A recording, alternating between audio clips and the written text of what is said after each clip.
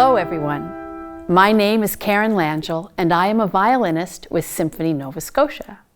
Welcome to our pre-concert chat for the next concert in our Spotlight series, Magnificent Mozart. In this concert, we are featuring an innovative guest conductor, Barbara Dragan, and virtuosic flute soloist Demarre McGill. We will be performing a piece by the 20th century Serbian composer Ljubica Marić and two much-loved works by the brilliant Amadeus Mozart, his Flute Concerto in G major and his final symphony, number 41, nicknamed the Jupiter. I think the deep dark of February is the perfect time to present a concert like this, full of music sparkling with joyful energy. Although about 150 years separate these two composers, it's possible to see some interesting similarities in these pieces. Our concert opens with Music for Orchestra, a one-movement work which Marić composed in 1932 at the age of 23. Marić began her musical training as a young girl on the violin, but began composing soon after. She showed real talent for this. At the age of 20, she became the first ever Serbian to obtain a diploma in composition. Her music is described as lively and lyrical, which is why I think this music partners well with the music of Mozart. Marić was championed by a number of influential musical figures during her lifetime, both conductors and composers. But she has remained almost completely unknown and unperformed outside of her native Serbia.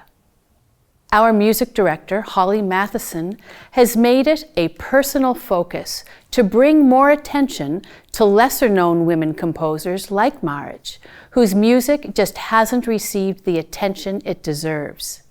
It is wonderful for us to discover this music and have the opportunity to share it with all of you. I love concert programs which pair the old with the new, so I was really happy to see two of Mozart's works appear on this program. As with life in general, I think it is wonderful to push ourselves to experience new things. But for me, it is always lovely to return to the comfort of the familiar.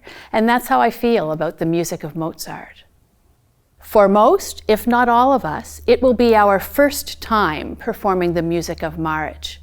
But most of us have performed the Jupiter Symphony many times in our careers. Sometimes I am asked if repeat performances of works and performing in general becomes monotonous or old hat over time. For me, absolutely not. I love having the opportunity to revisit great works. There is always something new to hear, something more to listen for. And each conductor has something to offer that's unique to their understanding of the music. This ensures that works retain a freshness even with repetition. Amadeus Mozart is always fun to talk about. He was a brilliant composer, but also an extremely colorful personality. And I would have loved to meet him in the 18th century and see him in action. It's not really surprising that such a giant creative talent would also be somewhat of a rebel. And this caused him a fair number of challenges in his life. While court appointments for work could pay very well, I think Mozart found it very difficult to confine himself for very long to this type of work. It meant that he had to perform or compose what he was told to do, rather than just what he wanted to. As a result, Mozart was plagued with debt all his life, and this proved to be a prime motivator in pushing him to produce some of his greatest works. Mozart's Concerto in G major for flute and orchestra was composed in 1778 when Mozart was 22 years old.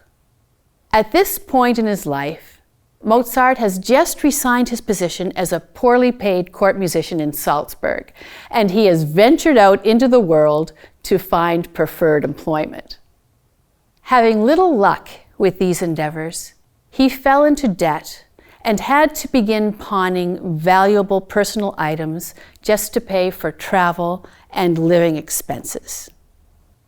During his travels, he was introduced to a Dutch surgeon and amateur flautist named Ferdinand Dejean.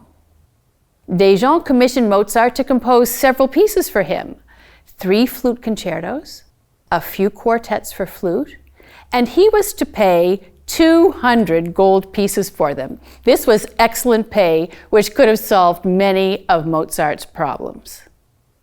As Dejean was an amateur, he gave Mozart a few specific instructions. In particular, the 3 concertos were to be both short and simple. After all, Dejean was an amateur, and we can imagine that he would want to perform these pieces well and hopefully garner admiration from his listeners. Well, Mozart just couldn't seem to help himself. He ignored Dejean's directive. He wrote only 2 concertos, and neither one was short or simple. In fact, the second concerto was simply a transcription of a concerto he had already composed for oboe, so there was nothing original about it.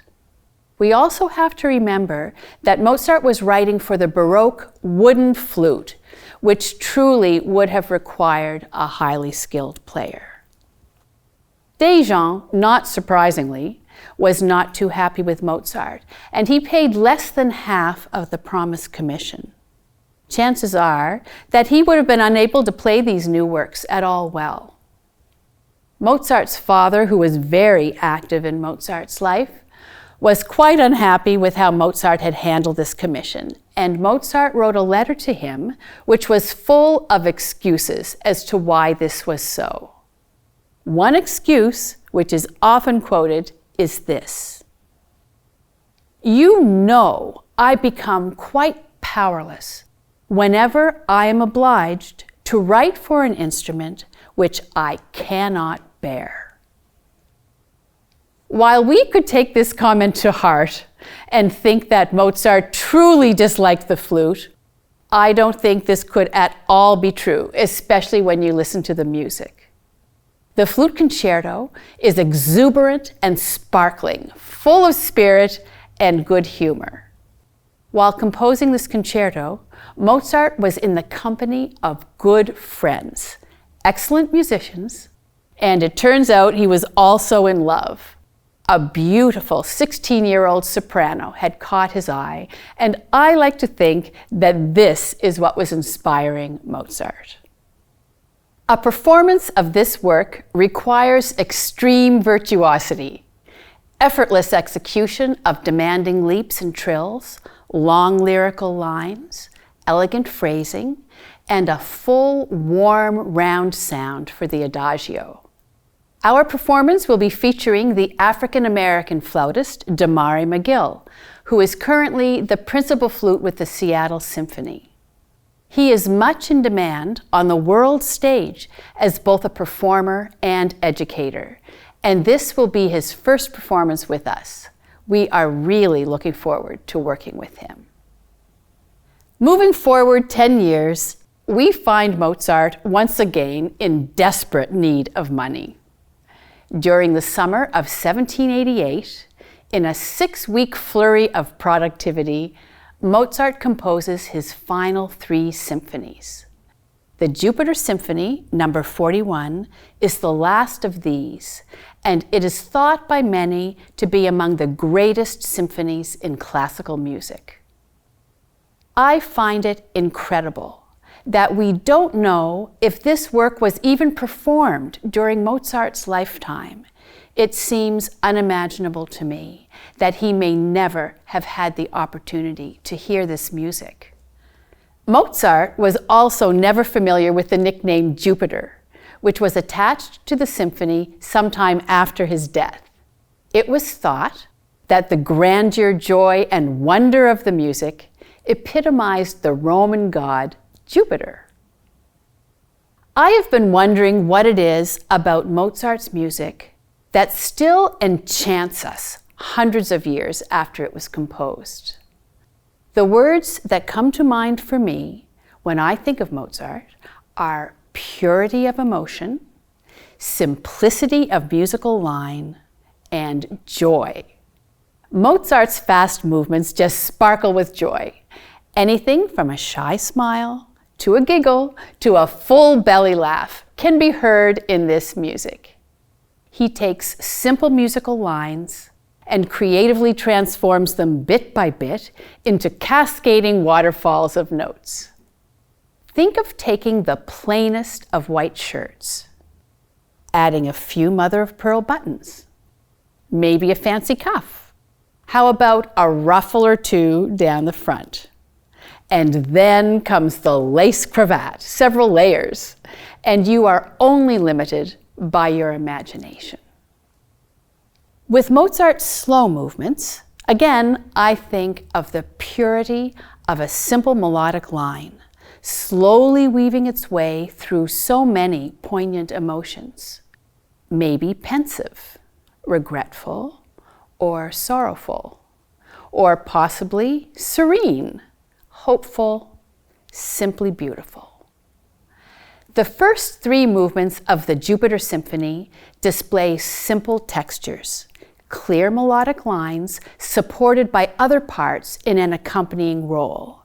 There is very little contrapuntal writing, where two or more melodies are presented at the same time, weaving in and out of each other in complement or contrast. Balancing the simplicity of the three first movements, the fourth movement finale displays a complexity which at times can seem almost impossible to grasp. In this movement, Mozart unleashes the full power of his mastery of counterpoint. The opening melody is based on only 4 notes. Actually, the beginning of an exercise from a counterpoint textbook, which every student composer in Mozart's time would have recognized. In fact, some schools still use this textbook today. The point of this exercise was to challenge the composer to elaborate on this simple theme, composing increasingly elaborate melodies. Melodies which could stand well on their own, but more importantly, could combine to create a sum greater than all its parts. We know with some certainty that Mozart was a show-off, and in this movement, he really goes to town, as though he were saying to every student who had ever tackled this exercise, sit back, listen, here is how it's really done. This music exemplifies the ultimate expression of joy. Cascading melodies, counter melodies, canons, fugues, inversions, every tool a composer would have at his disposal to enhance that simple musical theme. Very close to the end of the movement, after a final pause, the opening 4 notes of the exercise return, only to be combined with 4 of the melodies presented in the movement in the form of a 5-part fugue. In the words of one 19th century music commentator, one must hear this music to believe it possible. We don't have to know or understand the music theory behind the composition of this piece to thoroughly enjoy the music. But I find it fascinating to know that in addition to the magic we hear and feel, the deeper one goes into the process of creation, the more magic there is. This is the genius of Mozart at its finest. I would like to wrap up this pre-concert chat with a few words about performance style. Symphony Nova Scotia is highly regarded as a symphony that is comfortable with the performance of many different styles of music. From week to week, we may find ourselves playing a program of maritime fusion music, followed by music of Mozart, the music of Queen, or a program of Baroque music. Each genre of music requires a different approach, and we have developed the flexibility to do this very well. A concert series very close to my heart in particular is the Baroque series.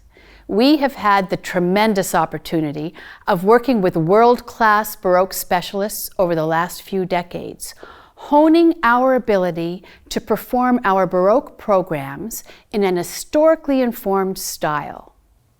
For many years, our Baroque leader was the much-loved Jean Lamont, one of the founders and leader of Tafelmusik Baroque Orchestra in Toronto. She had a wonderful rapport with all of us, and we learned so much from her. Sadly, we lost her to cancer a few years ago, but we are thrilled to have Julia Wedman step into the position of Baroque leader. Julia played in Tafelmusik with Jean for many years, and we are looking forward to many wonderful collaborations with her in the future. In fact, we just completed performances of all 6 of Bach's Brandenburg concertos in 2 sold-out performances at St. Andrew's United Church in Halifax. With this special attention that we have given to the Baroque series, we have developed our ability to play certain music with a real sense of lightness. If I had to choose words to describe this, I would say this allows our sound to lift into the air rather than remain rooted to the ground, which in turn gives the music a wonderful airiness, energy, and sparkle. Does this description remind you of anyone? It sure does. This is exactly what the music of Mozart requires. We hope to see you at our upcoming Spotlight concert, Magnificent Mozart, on Thursday, February 1st at the Rebecca Cohen Auditorium in Halifax, or on Friday, February 2nd at Alderney Landing in Dartmouth. See you there.